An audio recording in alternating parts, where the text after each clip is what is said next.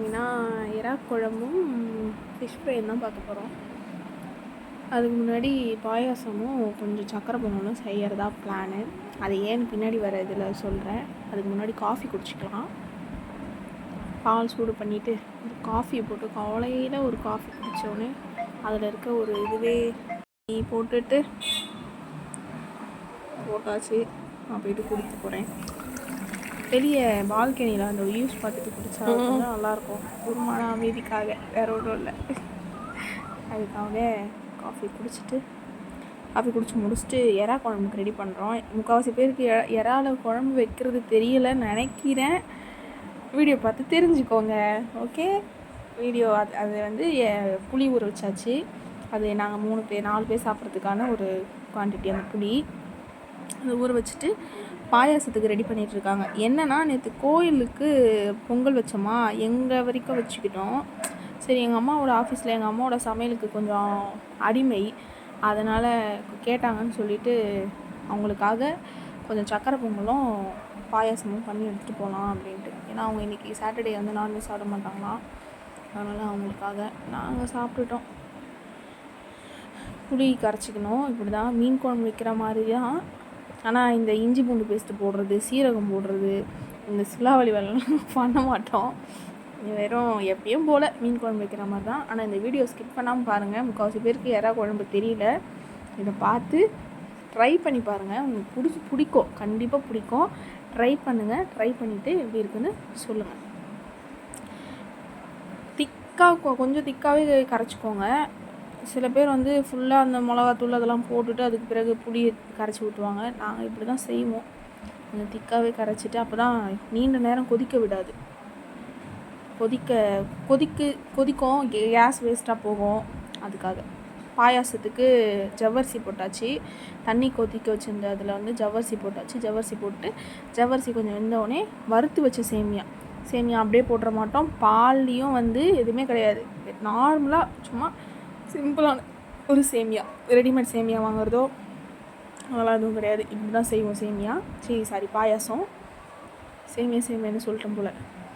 பாயாசம் அதுக்கு தேவையான அளவு சர்க்கரை நாங்கள் மீடியமாக சேர்த்துப்போம். ஸ்வீட் அதிகமாக சாப்பிட மாட்டோம். நான் எங்கே போகிறேன்னா கடைக்கு போகிறேன். லாஸ்ட் டைமில் போயிட்டு என்ன வெங்காயம் இல்லை அப்படின்னு சொல்லிட்டாங்க. சரி, அதனால் கடைக்கு எதிர்க்க தான் கீழே தான் கடை. ஆனால் அது போகிறது ஒரு சோம்பேறித்தனம். போய் வாங்கிட்டு வந்துட்டேன். மேலே போகிறேன். அந்த 2 மாடி ஏறி இறங்கணுமா, அதுதான் எனக்கு கடுப்பாக இருக்கும்.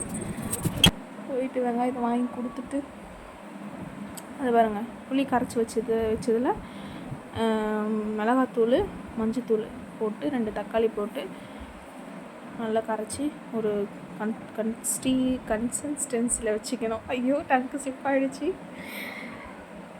எண்ணெய் ஊற்றி எப்பயும் போல் நார்மலாக எண்ணெய் ஊற்றி கடுகு நல்லா பொரிய விடணும். சில பேர் வந்து பொரிய விட மாட்டாங்க, அப்படியே மிதக்கும் கடுகு. அதனால் அப்படிலாம் பண்ணாதீங்க. நல்லா பொரிய விட்டுட்டு அதுக்கு பிறகு வெந்தயத்தை போட்டு வெங்காயம் தக்காளி 2த்தையும் போட்டு நல்லா ஒன்றா வதக்கிட்டு அதுக்கு பிறகு அதுக்கு தேவையானது வந்து பார்த்திங்கன்னா அது என்னது உருளைக்கிழங்கும் முருங்கைக்காவும்.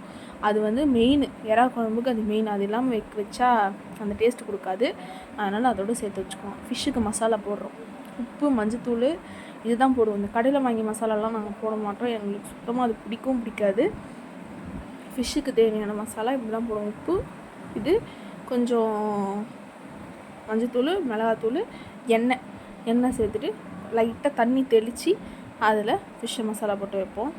இவரை கொஞ்சம் சைடில் வதக்கி விட்டுட்டு ஃபிஷ்ஷுக்கு மசாலா போட்டுட்டு கொஞ்சம் மேக்னேட் பண்ணி வச்சோம்னா தான் அது நல்லா ஊறி சாப்பிடும்போது நல்லா டேஸ்ட்டாக இருக்கும். சங்கரா மீன் தான் வாங்கணும். சங்கரா மீன் எங்களுக்கு ரொம்ப பிடிச்ச மீன். சங்கரா மீன், வஞ்சர மீன் அதெல்லாம் ரொம்ப பிடிக்கும். அதனால் அதெல்லாம் சாப்பிடுவோம். அது பாருங்கள், பச்சை மிளகா போட்டாச்சு. அதுக்கப்புறமேட்டுக்கு கொஞ்சம் நல்லா வெங்காயம் தக்காளி வதங்கிட்டவுடனே இந்த காய் கூடவே எறாவும் போட்டுரும். எறா கொதிக்கும் போது போட்டிங்கன்னா வேகாது. எறா வந்து அந்த சுருளும். இப்படி போட்டு வதக்கினா தான் சுருண்ட பிறகு தான் அந்த குழம்பே நம்ம எடுத்து ஊற்றுவோம். ஸோ இது கொஞ்சம் நேரம் ஒரு 2 வதக்கிட்டு அவனை தட்டு போட்டு மூடிட்டு அடுத்த வேலையை நம்ம செய்யலாம். கொஞ்சம் நல்லா வதக்கி விட்டுருங்க. ஃபிஷ்ஷுக்கு மசாலா போட்டுட்டு கொஞ்சம் காரமாக தான் இருக்கும். இது வெறும் மிளகாத்தூள் மட்டும்தான், அதனால் கொஞ்சம் காரமாகவே தான் இருக்கும். அவ்வளோதான். அது கொஞ்சம் வதங்கிடுச்சு, இறா சுருண்டுருச்சு பார்த்தீங்களா, காயும் கொஞ்சம் இதுவாகிடுச்சு. குழம்பு ஊற்றிட்டோன்னா கரெக்டாக இருக்கும். ரொம்ப காய் வெந்தோடனே ரொம்ப வெந்த பிறகு போட்டோம்னா தனித்தனியாக ஆகிடும் காய். கொஞ்சம் அரை வேக்காடில் வந்து அந்த குழம்பு ஊற்றிட்டோன்னா அது கரெக்டாக கொதிக்கும் போது காய் வெந்துடும். அது என்னென்னு பார்த்தீங்களா, சக்கரை பொங்கலுக்கு வந்து வெல்லத்தை போட்டுட்டு கொஞ்சம் இதில் கிண்டி விட்டுட்டுறாங்க. குக்கரில் போட்டு கொஞ்சம் கிண்டி விட்டுட்டு அதுக்கு பிறகு அதுக்கு தாளிக்கிறதுக்கு கொஞ்சம் முந்திரி எடுத்து வச்சாச்சு. நெக்ஸ்ட்டு வந்து பாயாசம் ரெடி ஆகிடுச்சு. அந்த சேமியா வெந்துருச்சு, ஜவ்வரிசியும் வெந்துருச்சு. வெந்தோடனே அந்த பாலை தூக்கி அதில் ஊற்றி அது ரெடி ஆகிடுச்சு. சேமியா ரெடி ஆகிடுச்சு. இப்போ ரெடியான சக்கரை பொங்கலுக்கு அவனுக்கு கொஞ்சம் நெய் ஊற்றி அவனை ஒரு செட்டப் பண்ணிவிட்டு அதில் என்ன அரைக்கிறாங்கன்னா ஏலக்காவும் சர்க்கரையும் அரைச்சி போட்டால் தான் அது கரெக்டாக இருக்கும்னு சொல்லிவிட்டு அது ரெண்டுத்தையும் அரைச்சி ரெண்டுத்துக்கும் சேர்த்தாச்சு. சக்கரை பொங்கல் பார்த்திங்களா, சூப்பராக இருக்குது. முந்திரி வந்து எங்களுக்கு அந்த கொஞ்சம் ஹோல்சேலில் கிடைக்கும். யாருக்கா வேணும்னா சொல்லுங்கள். வீடியோ பார்த்துட்டு கண்டிப்பாக பண்ணி பாருங்கள். நாங்கள் செய்கிறத பண்ணி பாருங்கள், கண்டிப்பாக உங்களுக்கு ரொம்ப பிடிக்கும். அவ்வளோதான். நெய் மட்டும்தான். நெய் ஊற்றி அவனை தாளித்து விட்டாச்சு. ஃபிஷ்ஷை போட்டு வறுத்தாச்சு. நெக்ஸ்ட்டு குழம்பும் கொதிச்சு செம்ம டேஸ்ட்டில் இருக்குது. டேஸ்ட்டு பார்க்குறாங்க. செம்மையாக இருந்தது ஃபிஷ்ஷு. இப்போ நான் சாப்பிட்றேன். சுட சாப்பாடு, சுட குழம்பு, எறா குழம்பு, சுட ஃபிஷ் ஃப்ரை வேறு லெவலில் இருந்தது. செம்ம டேஸ்ட்டு. எனக்கு ரொம்ப பிடிக்கும் எறா குழம்பு. இந்த எறா போட்டு அப்படியே அந்த சாப்பிடும்போது வேறு லெவலில் இருந்தது. செம்ம டேஸ்ட்டாக இருந்தது. நீங்களும் ட்ரை பண்ணுங்கள். ட்ரை பண்ணி பார்த்துட்டு எப்படி இருக்குன்னு கமெண்டில் சொல்லுங்கள். Tata, bye bye, have a nice day. Watch பண்ணிவிட்டு மறக்காமல் சப்ஸ்கிரைப் பண்ணிவிடுங்க, மறக்காமல் லைக் பண்ணிவிடுங்க. தேங்க்யூ, பாய் பாய்.